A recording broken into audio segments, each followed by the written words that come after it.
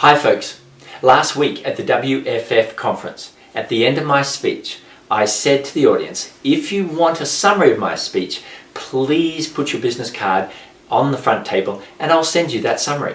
Well, you did that, and here is the summary of my speech. So if you'd like to send it to anybody else in your organization, feel free. And particularly if there was someone on the first day who saw my speech, we mislaid some of the cards, please send it to them so that I can fulfill my promise. Okay, so let's talk about the summary of my speech, why leaders fail, and the 8 awesome traits of amazing leaders. First off, we started with the incredible stories of both the French chef who committed suicide and the American footballer who ran the wrong way. And it led us on to Dr. Carol Dweck's research at Stanford on the 2 fundamentally different mindsets that a human can have. One that leads to great success, one that leads to great failure long term.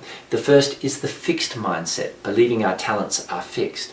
The second is the growth mindset, the overall arching worldview that any talent we have can be improved. Anything we do can be improved over time. That led us to my theory of micro achievements, that most success in business, most success in leadership is not the result of grand achievements, but lots of micro achievements. And we did a little exercise on tiny things that you might do that could make all the difference in your organization.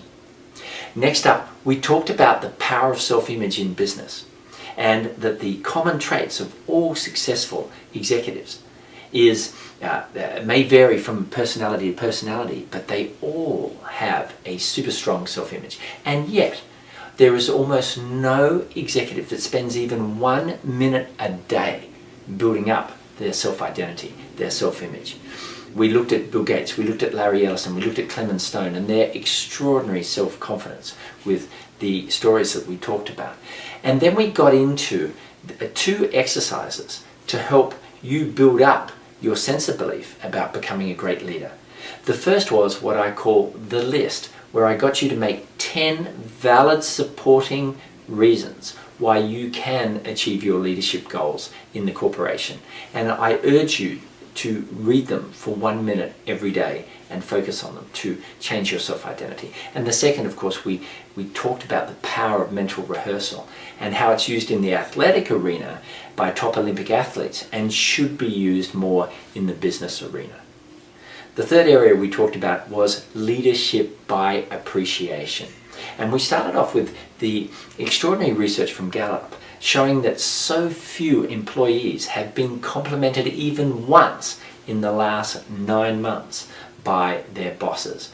We talked about how to do that, and we got into John Gottman's brilliant research, as you recall, when we looked at 700 newlyweds, and in just 15 minutes he was able to predict with 94% accuracy who'd be together and who wouldn't. That led us onto a specifically organized ratio of 3 to 1 that really makes a difference when you're talking to your staff members. That's 3 complimentary or supportive comments for every 1 negative. We talked about the importance of the emotional bank account. We looked at the criticism sandwich, 1 positive, 1 negative, but ending with a positive, and we did a special exercise on how to do that in the room. And then finally we talked about that technique that cost me $30,000 to learn, the 90-second rule. When, if you've been away from your team members for more than 2 hours, when you come in, you're upbeat, supportive, present. And even though it only lasts 90 seconds, that will change their whole perception of you as a leader and their own self-identity about their worth in the organization. Next up, we talked about long-term perspective and how in today's media, in today's commercial culture, everybody's trying to just survive the day. But the great leaders, as we talked about, from Fred Smith at FedEx to Sam Walton at Walmart, maintained a long-term perspective, which made all the difference, as we saw, in their company's growth. After that, we talked about the great error of many, many leaders, which is not coming up with enough ideas. So there's this prevailing culture in our society that we have to outwork everybody. And indeed, hard work is very important.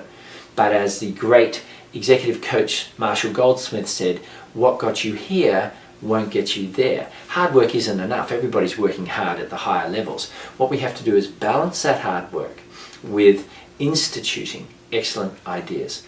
We talked about how many of the great corporations were actually the result of one or two core ideas. We looked at Dell, we looked at Starbucks, we looked at the Body Shop, and we looked at Virgin, and saw at the heart of their growth was excellent ideas applied. We then talked about two techniques on how you could quickly come up with a lot of ideas for your company. The first was simply to allocate 20 minutes a week in a specific time in your diary, with you sitting there with a blank pad, proactively generating ideas for your department, for your company, for your staff.